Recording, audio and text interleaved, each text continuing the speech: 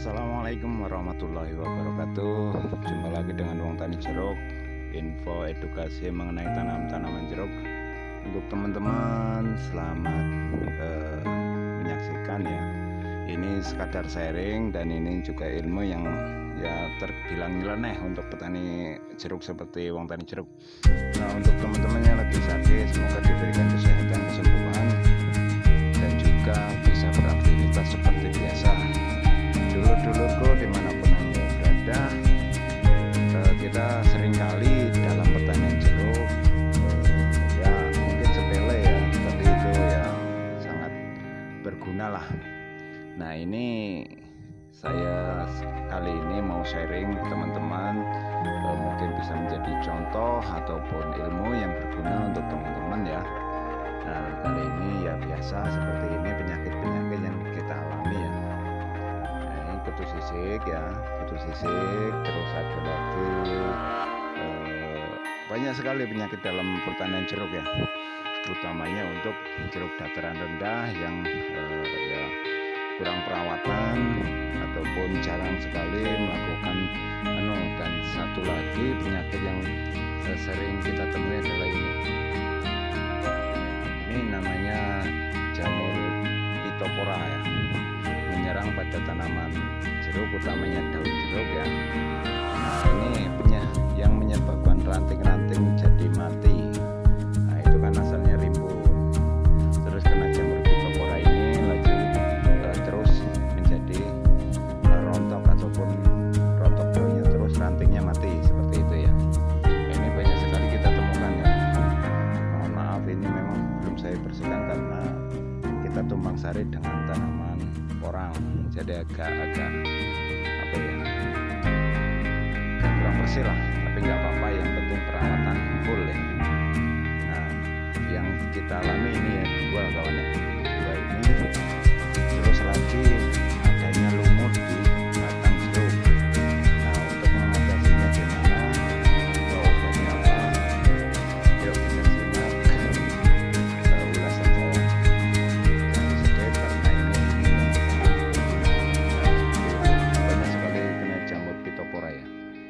Jamur Phytophthora itu ya mungkin karena cuaca ekstrim ini ataupun karena sekitar kita juga ada rindangan, itu mudah sekali, apalagi di samping kita ada tanaman karet ya. Jadi jamur yang dari daun karet itu mungkin menular di tanaman jeruk kita. Kalau yang agak ini enggak ada itu. Jarang sekali saya temukan jamur Phytophthora, cuman yang ada teduhan seperti ini sangat rentan terhadap serangan jamur Phytophthora. Nah, ini jamur Phytophthora ini juga ya lumayan berbahaya lah. Nah, untuk obatnya apa? Nah, ini jamurnya juga ya. Jamur apa ini? Lumut seperti ini kawan ya. Ini lumut, ini juga sangat berbahaya karena bisa membunuh ranting-ranting kecil. Nah, ini akibat dari jamur Phytophthora loh. Daunnya mati dan ini merambat ke ranting-ranting seperti itu. Untuk obatnya sendiri, Wong Tani Jeruk mencoba ramuan lama, mungkin ya alhamdulillah yang sudah itu berhasil, baik itu kutu wijen ya, itu berhasil. Cuman di sini saya tidak menggunakan fungisida yang berbahan aktif mancozeb. Oke, langsung saja. Nah, untuk kali ini kita akan menggunakan untuk inseknya masih tetap ya, insek satu untuk semua, mereknya Sangkil, Duopan aktif, Chlorpyrifos, Chlorpyrifos, dan Cypermethrin dengan 590 EC. Ini resisten juga, cukup 20 ml per liter, 20 ml per tank ya, jadi 1 ml per liter itu untuk Sangkil. Dan selanjutnya untuk mengatasi jamur Phytophthora dan juga lumut, saya menggunakan deterjen ya, deterjen.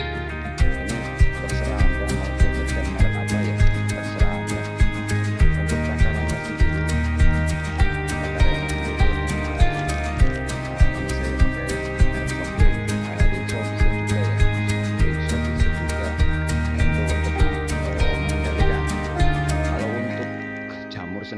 saya masih atau untuk lumut saya pakai Soklin juga ataupun Rinso, nggak masalah. Itu bisa juga, nanti efeknya akan terlihat setelah adanya hujan lebat, jadi dia akan bersih batangnya.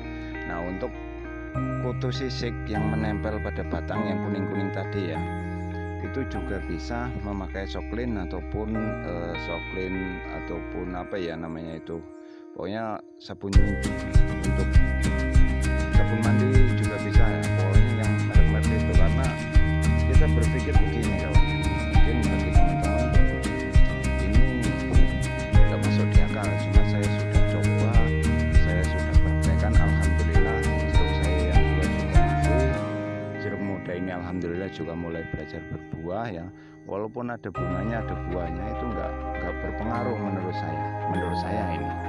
Cuman untuk teman-teman ya silahkan dicoba sendirilah ya. Kalau ada bunganya ya ditunggu bunganya itu sampai keluar menjadi putih ya.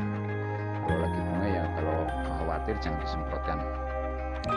Nah, untuk lumut-lumut itu nanti efeknya itu akan terlihat setelah ada hujan ataupun kutu sisik. Nah, untuk penyemprotan sendiri itu dilakukan dari bawah ya, jangan dari atas, jangan dari yang kena itu, jangan atasnya tapi bawahnya, dari bawah.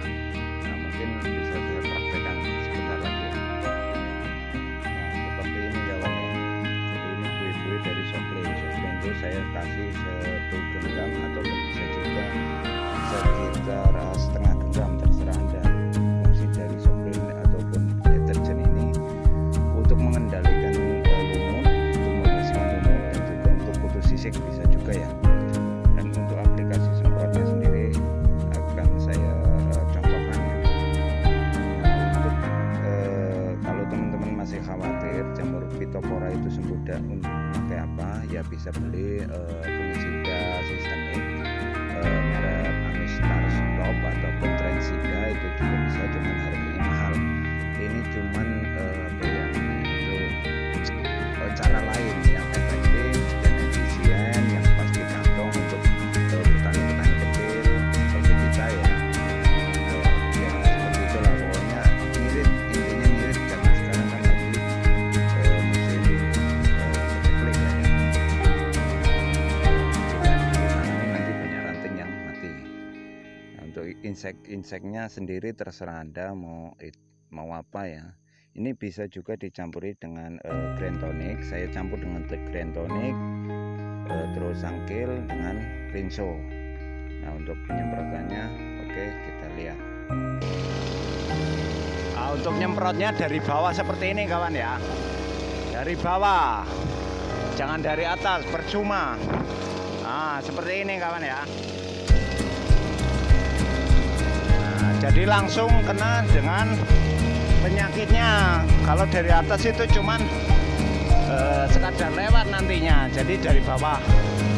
Oke teman, mungkin ini saja yang bisa saya sampaikan, karena kita harus meneruskan penyemprotan ya, masih banyak ini teman-teman. Nah, itu saja, semoga bermanfaat, bisa menjadi ilmu sampai ke batangnya kawan. Oh, basah-basah kan nggak masalah, seperti ini ya. Oke, itu aja. Assalamualaikum warahmatullahi wabarakatuh. Ayo bekerja.